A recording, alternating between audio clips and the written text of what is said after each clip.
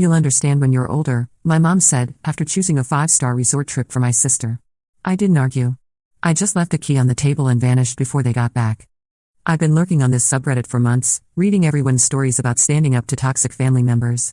I never thought I'd be posting my own, but here we are. This happened about a year ago, and I'm finally ready to share the whole mess. My name is Kimberly, I'm 24, and up until recently, I lived with my mom Denise, 52, and my younger sister Amber, 19. Dad passed away when I was 16, and since then, it's been the three of us in our family home in suburban Cleveland. Well, it was supposed to be our home. Let me paint you a picture of how things worked in the Martinez household. Amber was the golden child from day one. Mom always had excuses. She's younger. She's more sensitive. She needs more support. Meanwhile, I was expected to be the responsible one, the one who didn't need anything, the one who should just be grateful for what I had. When Amber wanted to quit her part-time job at the local coffee shop because her manager was mean to her, Mom supported her decision and increased her allowance. When I asked if I could use some of my college fund to study abroad junior year, money doesn't grow on trees, Kimberly. Be practical. Amber got a brand new Honda Civic for her 18th birthday. I got a used bike for mine and was told to be thankful I had transportation at all. Amber's friends were always welcome to stay over, order pizza, make noise until 2 a.m. When my college friends visited, Mom would complain about the disruption and ask them to leave by 10 p.m. But the real kicker? After Dad died, he left the house to all three of us equally. Mom had the larger share as his spouse, but Amber and I each inherited portions as well. We all owned it together, though Mom managed all the household finances and decisions. Mom always promised that when she was gone, Amber and I would inherit equally. It's only fair, she'd say. This house belongs to all of us. I graduated college with a degree in marketing and landed a job as a marketing assistant at a mid-sized firm downtown. I was making $45,000 a year, which wasn't amazing, but it was enough to contribute to household expenses and start building some savings. I offered to pay rent multiple times, but Mom always refused. This is your home, honey. Family doesn't pay rent. Amber, on the other hand, dropped out of community college after one semester, claiming it wasn't for her. She'd had about 8 different jobs in 2 years, usually quitting within a month or two because of some drama with coworkers or customers. Mom never pressured her to contribute financially. She's figuring herself out, was the constant refrain. The situation that finally broke me started in February. Amber had been dating this guy Chase for about 6 months. He was fine, I guess, but Amber was completely obsessed with him. She talked about him constantly, posted about their relationship on social media every day, and basically made him her entire personality. One day in early March, Amber burst into the living room where Mom and I were watching TV, practically vibrating with excitement. Chase proposed. She squealed, waving a small diamond ring around. We're engaged. I'll admit, my first thought was that they were way too young and hadn't been together nearly long enough to make that decision. But I congratulated her and asked about their plans. That's when things got interesting. We want to have a destination wedding, Amber announced. Somewhere tropical and beautiful. Chase has been looking at resorts in the Bahamas. Mom immediately started gushing about how romantic and wonderful that sounded. I asked the practical question, how are you planning to pay for that? Those kinds of weddings are expensive. Amber's face fell a little. Well, we were hoping. I mean, since Dad always said he wanted to walk me down the aisle someday. She looked at Mom with puppy dog eyes. Mom's expression softened completely. Of course, sweetheart. We'll figure something out. This is your special day. Over the next few weeks, Amber researched venues obsessively. She settled on this incredible resort in Nassau that cost $15,000 just for the wedding package, not including flights, accommodation, or any extras. For a family of 3 plus Chase's parents, we were looking at close to $30,000 total. I tried to be supportive, I really did. But when Amber started talking about flying first class and upgrading to Ocean View suites, I had to say something. Jess, maybe we should look at some more budget-friendly options? There are beautiful places that don't cost quite so much. She looked at me like I'd suggested getting married at a gas station. Kimberly, this is my dream wedding. I've been planning this my whole life. You've been engaged for 3 weeks. You're just jealous because no one wants to marry you. That stung, but I let it go. Amber had always been dramatic. The real problem became clear when Mom sat me down for a family meeting in late March. She'd been crunching numbers, she said, and the wedding was going to require some creative financing. They'd set the date for September 15th, giving us 6 months to plan and save. I've been thinking about the house, she said carefully. You know property values have gone up a lot in the past few years. If we took out a home equity loan, we could easily cover Amber's wedding costs. I've been thinking about the house, she said carefully. You know property values have gone up a lot in the past few years. If we took out a home equity loan, we could easily cover Amber's wedding costs. I stared at her. You want to mortgage the house for a wedding? It's not just any wedding, Kimberly. It's Amber's dream wedding. And it's not like we'd be spending the money frivolously. This is a once-in-a-lifetime event. Mom, what if something happens to your income? What if you can't make the payments? We could lose the house. Don't be so negative. My job is stable, and you're contributing now too. We can handle the monthly payments. I tried to explain that taking on that much debt for a party seemed incredibly risky, especially when Amber and Chase had no savings and inconsistent employment. Mom accused me of being unsupportive and jealous. But I agreed to think about it. What choice did I have? It was 2 against 1, and Mom managed the house finances. A few weeks later in April, Mom approached me again. She'd been to the bank and gotten pre-approved for a $35,000 home equity loan. The monthly payments would be about $400, which she was confident we could manage between her salary and my contribution to household expenses. There's just one small thing, she said. Since you and Amber are both on the deed as co-owners, the bank needs all 3 of us to sign the loan documents. My stomach dropped. Mom, I really don't feel comfortable with this. Kimberly, please. This is for your sister's happiness. Don't you want Amber to have the wedding she's always dreamed of? I asked for more time to think, but the pressure was constant. Amber would make comments about how I was the only thing standing between her and her perfect day. Mom would sigh dramatically whenever wedding planning came up, mentioning how disappointed Amber was that we couldn't move forward. Finally, in early May, I caved. I signed the loan documents, and Mom immediately started transferring money to cover Amber's wedding expenses. The date was set for September 15th, just 4 months away. Almost immediately, the spending spiraled out of control. Amber decided she needed a new wardrobe for the trip.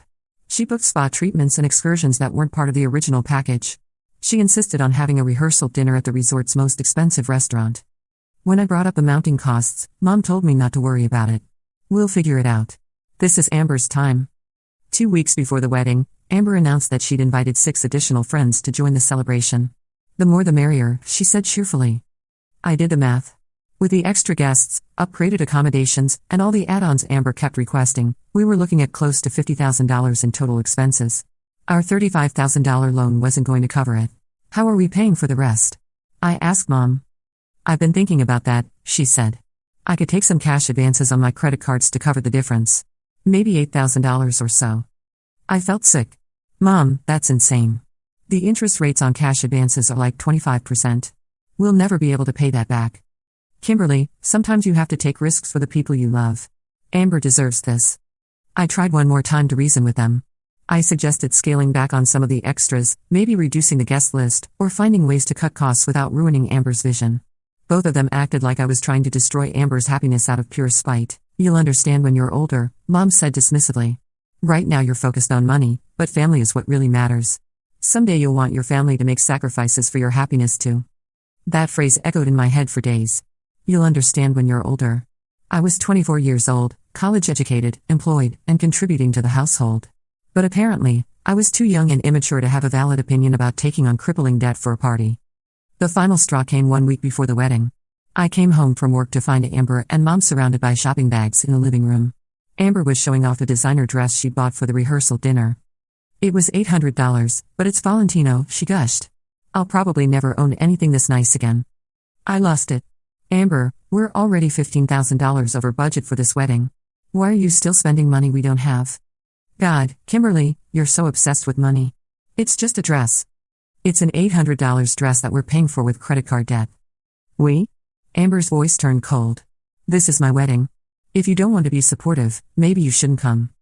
I looked at Mom, waiting for her to say something, anything, to acknowledge how unreasonable this had become. Instead, she sighed and said, Kimberly, I know you're stressed about the finances, but can't you just be happy for your sister? This is the most important day of her life. That night, I couldn't sleep. I kept thinking about what Mom had said, you'll understand when you're older. The condescension in her voice, the dismissal of my very reasonable concerns, the assumption that I was just too immature to understand the importance of family. I thought about my dad, who'd always treated me like an intelligent person whose opinions mattered. He never would have mortgaged our home for a wedding. He definitely wouldn't have dismissed my concerns with patronizing comments about age and maturity. And I thought about the house. Dad had left it to all 3 of us equally. Mom always talked about how it would be mine and Amber's someday, how it was our security, our inheritance. Now she was willing to risk losing it for a party. That's when I made my decision. The next morning, I called in sick to work and spent the day researching real estate lawyers and property law. What I learned was very interesting. Since Amber and I were both on the deed as equal co-owners with Mom, any of us had the right to petition the court for a partition sale. Essentially, if the co-owners of a property couldn't agree on how to manage it, the court could order it to be sold and the proceeds divided according to ownership percentages. It was a nuclear option, and it would probably destroy my relationship with my family. But I was looking at years of debt payments on loans I never wanted. Also, Amber could have her perfect princess moment. I spent the weekend talking to lawyers. The process would take several months, but it was definitely possible. The house was worth about $320,000 according to recent comparable sales. There was still about $180,000 left on the original mortgage, plus the new $35,000 home equity loan. After paying those off and legal fees, we'd be looking at roughly $95,000 left to split 3 ways. My share would be approximately $30,000, not a fortune, but enough for a decent apartment deposit and some breathing room.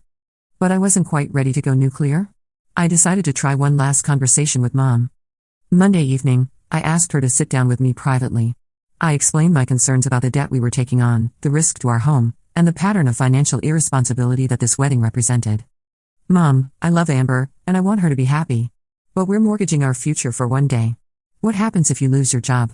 What happens if the house needs major repairs? We'll have no equity left and $50,000 in high-interest debt. Mom listened, but I could see in her eyes that she'd already made up her mind. Kimberly, I understand you're worried. But sometimes in life, you have to take leaps of faith for the people you love. Amber has had a hard time finding her way, and this wedding represents a new beginning for her. I'm not going to let financial anxiety rob her of this moment. What about my future? What about my security? You're young and smart and capable. You'll figure it out. Amber needs more support right now. There it was. The same old dynamic that had defined our family since Dad died. Amber's needs always came first. My concerns were always secondary. What if I said I wanted to sell the house? I asked quietly. Mom's face went white. What? What if I said I didn't want to be part of this anymore? What if I wanted to cash out my share and start over somewhere else? Kimberly, you can't be serious. This is our family home. Your father wanted us to stay together. Dad wanted us to take care of each other. He didn't want us to go bankrupt throwing parties. We argued for another hour, but it was clear that Mom wasn't going to budge. Amber's wedding was happening, regardless of the financial consequences, and I was expected to go along with it because family loyalty trumped everything else. That night, I called the lawyer I'd consulted with earlier and told him I wanted to move forward with a partition action. He explained that I would need to have the other parties formally served with legal papers. Leaving documents on a kitchen table wouldn't be legally sufficient. The next morning, Tuesday, August 5th, exactly 6 weeks before Amber's wedding, I filed the legal paperwork to force the sale of our family home. I arranged for a process server to deliver the papers to Mom and Amber the following Monday, August 12th, which would give them a full month before the wedding to process the situation. I didn't tell Mom and Amber immediately about the lawsuit. They were leaving Thursday, September 12th for the Bahamas, and I wanted to give myself time to figure out my next steps before the inevitable explosion. The process server would deliver the papers on Monday, August 12th, giving them a full month to deal with the legal situation before their wedding. Wednesday evening, September 11th, I packed 2 suitcases with my most important belongings and loaded them into my car. I found a short-term rental apartment across town and put down a deposit. I arranged to take a week of vacation time from work, effective immediately. Thursday morning, I waited until Mom and Amber left for the airport. Amber was practically bouncing with excitement, talking nonstop about how perfect everything was going to be. Mom seemed stressed about all the last-minute details but happy to see Amber so happy. They barely acknowledged my goodbye. I was staying behind to hold down the fort and would see them when they got back on Monday. After their Uber pulled away, I went back into the house one last time. I walked through all the rooms, remembering Dad teaching me to ride a bike in the driveway, helping me with homework at the kitchen table, reading bedtime stories in my childhood bedroom. I was going to miss this place. But it hadn't felt like home in a long time. I left a sealed envelope on the kitchen table with Mom's name on it. Inside was a copy of the partition lawsuit papers and a brief note. Mom, I tried to talk to you about my concerns, but you made it clear that Amber's wants are more important than our family's financial security. Since you're determined to risk the house for her wedding, I've decided to claim my share now rather than wait for the inevitable foreclosure. You should have received the official court papers last month. My lawyer's contact information is included. I'll be staying somewhere else while this gets sorted out. I hope Amber's wedding is everything she dreamed of. Kimberly. I also left my house key on the table next to the envelope. Then I drove to my new apartment and waited. They got back Monday evening, September 16th, around 8 p.m. I was watching Netflix when my phone started blowing up. The first call came from Amber at 8:47 p.m. I let it go to voicemail. The message was mostly screaming and crying about how I was a jealous, vindictive bitch who had ruined the best week of her life. The second call came from Mom at 9:15 p.m. Also went to voicemail. This message was calmer but somehow more devastating. She said she was disappointed beyond words and couldn't understand how I could be so cruel and selfish. She demanded I call her back immediately to explain myself. Over the next 3 hours, I received 47 phone calls, 32 text messages, and God knows how many voicemails. Both Mom and Amber cycled through anger, bargaining, and guilt-tripping. Some highlights. From Amber: I can't believe you would do this to me during the happiest time of my life. Mom is crying and it's all your fault. From Mom: your father would be ashamed of you.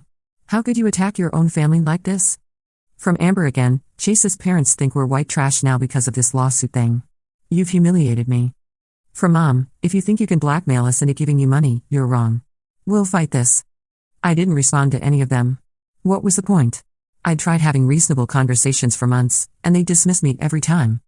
Tuesday morning, I got a call from my lawyer, Tom Rodriguez. Mom had called his office and left some very angry messages. She seems to think you can just drop the lawsuit if you want to, he said.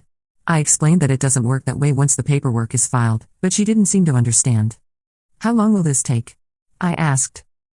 Probably 4 to 6 months, assuming they don't contest it. If they fight it, could be longer. What are the chances they'll fight it? Honestly? Low. The law is pretty clear on partition rights. Fighting it would just cost them legal fees they apparently can't afford. That afternoon, Amber showed up at my office. Security called me to say I had a visitor who was causing a disturbance in the lobby. I went downstairs to find Amber crying and making a scene in front of the reception desk. Kimberly, please, she said when she saw me. You have to stop this. Mom can't sleep. She's talking about taking out more loans to fight the lawsuit. I walked her outside where we could talk privately. Jess, I tried to discuss this with you guys for months. You wouldn't listen. But I just got married. This was supposed to be the happiest time of my life, and now everything is ruined. How was your wedding? The question seemed to catch her off guard. It was. It was beautiful. Perfect, actually. The resort was incredible, and the ceremony was like a fairy tale. I'm glad. I really am. I wanted you to have a nice wedding. Then why are you doing this? I tried to explain, one more time, about the debt and the financial risk and the pattern of favoritism that had led to this point. Amber listened, but I could tell she wasn't really hearing me. I don't understand why you're so obsessed with money, she said finally. It's just money. We're family. And that's when I realized that we probably never understand each other. To Amber, money was just something that appeared when she needed it, and the consequences of overspending were someone else's problem. To me, money represented security, independence, and the ability to make choices about my own life. I'm not obsessed with money, I told her. I just don't want to spend the next 10 years paying off debt for your party. It wasn't just a party. It was my wedding. A wedding is one day. The debt would have lasted a decade. She left without saying goodbye. The next few weeks were rough. Mom and Amber kept trying different tactics to get me to drop the lawsuit. Mom offered to refinance the house and take my name off all the loans if I would just call off the legal action. Amber wrote me a long letter about family loyalty and forgiveness. When emotional manipulation didn't work, they tried turning other people against me. Mom called my aunts and uncles to tell them I was tearing the family apart over money. Amber posted vague social media messages about being betrayed by someone she trusted. Some of our extended family reached out to me, mostly to express confusion about what was happening. When I explained the situation, most of them were actually pretty supportive. My dad's brother Uncle Mike said he thought I was being smart to protect my financial future. Your dad always worried about your mom's spending, he told me over coffee one afternoon. He used to say Denise was too generous for her own good, especially when it came to Amber. That was news to me, but it made sense in retrospect. The partition case moved forward steadily. Mom and Amber hired a lawyer to represent them, but as Tom had predicted, there wasn't much they could do to stop the process. The court ordered an appraisal of the property and scheduled a hearing to approve the sale. During this time, I had to deal with the fallout in ways I hadn't anticipated. Word had spread through our neighborhood about the lawsuit, and I started getting sympathetic but nosy questions from neighbors when I went back to collect more of my belongings. Mrs. Patterson from next door cornered me one afternoon as I was loading boxes into my car. Kimberly, honey, I heard about what's happening with the house, she said, lowering her voice conspiratorially. I just want you to know that your father would be proud of you for standing up for yourself. That comment hit harder than I expected. I'd been second-guessing myself constantly, wondering if Dad really would approve of me forcing the sale of our family home. But Mrs. Patterson had known our family for 15 years. She'd watched Amber grow up getting everything handed to her while I worked for every opportunity. Your mother means well, she continued, but that girl of hers has been spoiled rotten since your daddy passed. Someone needed to put a stop to it eventually. At work, I threw myself into my projects with renewed focus. Having my own place and knowing I was building toward actual financial independence gave me energy I hadn't felt in years. My boss, Margaret, noticed the change and pulled me aside during our monthly one-on-one meeting. "I don't know what's going on in your personal life, but whatever it is seems to be agreeing with you," she said. "Your work has been exceptional these past few months. I've been thinking about promoting you to Senior Marketing Coordinator." The promotion came with a $8,000 salary increase, which felt like the universe telling me I'd made the right choice. I was finally being recognized for my contributions instead of being treated like an ATM for other people's dreams. Meanwhile, the drama at home was escalating in ways I heard about through the family grapevine. My cousin Maria called me in early August to fill me in on what she'd heard from her mother, who'd talked to Mom. "Apparently Amber's been having panic attacks about the house situation," Maria told me. "She's convinced that everyone in town is talking about their financial problems, and she's embarrassed to leave the house." I felt a pang of sympathy, but then Maria continued. "The weird part is, she's still posting on Instagram about how perfect her wedding was and showing off all the expensive stuff she bought for the honeymoon. Like, girl, maybe don't flaunt the designer handbags if you're trying to get sympathy for your money problems?" That was so typically Amber. She wanted to have her cake and eat it too, to be seen as both the victim of my cruel lawsuit and the glamorous newlywed living her best life. The real eye-opener came when I ran into Chase's mother, Patricia, at the grocery store in mid-August. I'd only met her a few times before the wedding, but she recognized me and approached cautiously. "Kimberly, I hope you don't mind me asking, but is everything all right with your family? Chase mentioned there were some legal issues with your house." I gave her a brief, diplomatic explanation about the partition lawsuit, focusing on the financial disagreement rather than the family drama. Patricia listened with an increasingly concerned expression. "Oh my," she said when I finished. "Chase didn't tell us the full situation. We just thought you were having some kind of family dispute about the wedding expenses." "What did Amber tell you?" Patricia looked uncomfortable. "Well, she said you were jealous about not being the center of attention and that you were trying to ruin her marriage by causing financial stress. She made it sound like you were being vindictive over something petty." Of course she had. I wasn't entirely surprised, but it still stung to know that Amber was spreading that version of events to Chase's family. "The truth is," I told Patricia carefully, "I was concerned about the amount of debt being taken on for the wedding. When I tried to discuss alternatives, I was told I was too young to understand family priorities. I felt my only option was to protect my own financial interests." Patricia nodded slowly. "I have to admit, Chase's father and I were shocked at how expensive everything was. We offered to contribute, but Amber insisted everything had to be exactly as she planned it, regardless of cost. We ended up spending twice what we budgeted just to keep up." This was news to me. I hadn't realized that Chase's parents had also been pressured into overspending for Amber's vision. "Between you and me," Patricia continued, "Chase has been stressed about money ever since they got back from the honeymoon. Amber keeps talking about buying a house and starting a family right away, but they can barely afford their current apartment with all the wedding debt they're carrying." After that conversation, I felt more confident than ever that I'd made the right choice. It wasn't just about protecting myself from debt, it was about refusing to enable a pattern of financial irresponsibility that was hurting everyone around Amber, including her new husband. The court-ordered appraisal happened in late October. The appraiser spent about 2 hours at the house, measuring rooms and taking photos. I wasn't there, but Mom called me afterward to tell me the preliminary value was $315,000, which was close to what I'd estimated months earlier. "The lawyer says we should expect the final sale to happen sometime in December or January," she said. Her voice was flat, resigned. "Amber keeps asking if there's any way to stop it, but he's been very clear that there isn't." "How is she doing?" I asked, surprising myself with the question. "Not well. She's been having a lot of anxiety about the whole situation. She keeps saying this wasn't how her first year of marriage was supposed to go." I wanted to point out that her first year of marriage could have gone very differently if she hadn't insisted on a wedding that cost more than most people's annual salary. But there was no point in saying that to Mom. Around the same time, I started getting pressure from unexpected sources. My father's sister, Aunt Carol, called me one evening to discuss the situation. "Kimberly, I know you feel hurt by your mother's decisions," she began, "but don't you think you're taking this too far? Your father loved that house. It's where you grew up. Forcing your mother and sister to sell it seems so final." I explained my reasoning, but Aunt Carol kept pushing. "Couldn't you work out some kind of payment plan? Maybe Amber could pay you back over time?" "With what money, Aunt Carol? She doesn't have a steady job, and she just took on massive debt for her wedding." "Well, what about when she starts working full-time? Or when she and Chase get more established?" The conversation went in circles for 20 minutes. Finally, I realized what was really bothering Aunt Carol. "Are you worried about what this looks like for the family?" I asked. There was a pause. "Well, yes, frankly. People are talking, Kimberly.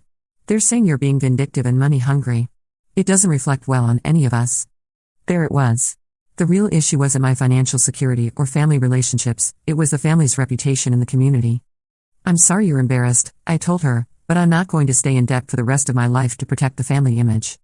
That conversation made me realize how many people expected me to just quietly absorb the financial consequences of Amber's choices to avoid making waves. The idea that I might prioritize my own well-being over family harmony was apparently scandalous to some relatives. But other family members were more supportive. Dad's brother Mike called me a few days after my conversation with Aunt Carol. I heard Carol gave you grief about the house situation, he said. I wanted you to know that not everyone in the family thinks you're wrong. Thanks, Uncle Mike. That means a lot. Your dad always worried that your mother would spoil Amber to the point where it would hurt her in the long run. He used to say that Amber needed to learn how to handle disappointment and make compromises, or she'd never be able to function as an adult. This was the second time someone had mentioned Dad's concerns about Amber's upbringing. I wished he was still around to help navigate this mess, but I was starting to understand that he might have supported my decision. By early September, the stress was taking a visible toll on everyone involved. I heard from Maria that Mom had been calling in sick to work more frequently, and Amber had been staying in her pajamas most days, obsessively reading online forums about family financial disputes. The irony was that if Amber had put half as much energy into finding steady employment as she was putting into researching ways to blame me for their problems, she probably could have started making a dent in their debt. In November, about 3 months after I'd filed the lawsuit, Mom called me from a number I didn't recognize. I almost didn't answer, but something made me pick up. Kimberly? Her voice was quiet, defeated. Can we talk? We met at a coffee shop downtown. Mom looked exhausted. She'd lost weight, and there were dark circles under her eyes. The lawyer says we can't stop the sale, she said without preamble. I know. The house will probably sell for around $315,000. After paying off both mortgages and the legal fees, we're looking at about $90,000 left to split 3 ways. I did the math in my head. That meant I'd get about $30,000, which was exactly what I calculated months earlier. That's not enough for us to buy another house in this area, Mom continued. Not with Amber's student loans and the wedding debt. We'll have to move somewhere cheaper, probably rent for a while. I felt a stab of guilt, but I pushed it down. I'm sorry it worked out this way. Are you? Are you really sorry, Kimberly? The question hung in the air between us. Was I sorry? I was sorry that it had come to this. I was sorry that our family had imploded. I was sorry that Dad wasn't around to help us navigate this mess. But was I sorry that I'd stood up for myself? That I'd refused to let them mortgage my future for Amber's fantasy wedding? No. I wasn't sorry about that. I'm sorry we couldn't find a better solution, I said finally. Mom nodded slowly. I know you think I always favored Amber. Maybe I did. She just seemed to need more support, more encouragement. You were always so capable, so independent. I thought you'd be fine no matter what. I would have been fine. But that doesn't mean I should have to sacrifice my financial security for Amber's wants. You're right. The admission seemed to cost her something. I got caught up in wanting to give her the perfect wedding. I didn't think about the long-term consequences. We talked for another hour. It wasn't a complete reconciliation, but it was the first honest conversation we'd had in years. Mom admitted that the wedding expenses had gotten completely out of control, and she'd been too embarrassed to admit she was in over her head. What about Amber? I asked. Mom's face tightened. Amber is having a hard time accepting responsibility for any of this. She still thinks you did this to hurt her personally. And you? Do you think I did this to hurt you? Mom considered the question carefully. I think you did this to protect yourself. I don't like your methods, but I understand your reasons. The house sold in January for $318,000. After all the fees and loan payoffs, I received a check for $31,200. I used it as a down payment on a small condo closer to downtown, and I finally felt like I was building something that belonged to me. Mom and Amber ended up moving to a rental house about 30 minutes outside the city, where the cost of living was lower. Mom had to take on a second part-time job to manage their expenses, and Amber finally got serious about finding steady employment. I haven't talked to Amber since that day at my office. She's blocked me on all social media, and she refuses to be in the same place as me at family gatherings. According to other relatives, she and Chase are doing okay, but the financial stress of the wedding debt has been hard on their marriage. Mom and I have slowly started rebuilding our relationship. We have lunch about once a month, and while things aren't the same as they used to be, they're more honest. She's admitted that she enabled Amber for years and that the wedding situation was the culmination of a lot of bad financial decisions. A few weeks ago, Amber had a baby. Mom sent me pictures, and I felt a complicated mix of emotions. I'm an aunt now, but I've never met my nephew, and I probably won't anytime soon. Sometimes I wonder if I did the right thing. Could I have found a way to solve the problem without destroying my family? Should I have just sucked it up and accepted the debt for the sake of keeping everyone together? But then I think about where I am now. I own my own home. I have no debt except my mortgage. I'm building a life based on my own choices and priorities. I have a relationship with my mom that's based on mutual respect rather than guilt and obligation. Amber got her dream wedding, but at the cost of financial stability and family relationships. Mom learned some hard lessons about enabling and financial responsibility. And I learned that sometimes protecting yourself requires making choices that other people will never understand or forgive. Would I do it again? Honestly, yes. I tried every other approach first. I attempted to reason with them, to compromise, to find alternatives. They dismissed my concerns and patronized me at every turn. When Mom told me you'll understand when you're older, she was really saying that my thoughts and feelings didn't matter, that I was too young and inexperienced to have valid opinions about my own life and financial future. Turns out, I understood perfectly well. I understood that I was being asked to sacrifice my security for someone else's wants. I understood that my family saw me as a resource to be used rather than a person to be respected. And I understood that sometimes, the only way to get people to take you seriously is to show them that their actions have consequences. The key I left on the table wasn't just a house key. It was a symbol of everything I was walking away from: the dysfunction, the favoritism, the financial irresponsibility, and the expectation that I would always be the one to sacrifice for everyone else's happiness. I don't regret leaving it behind.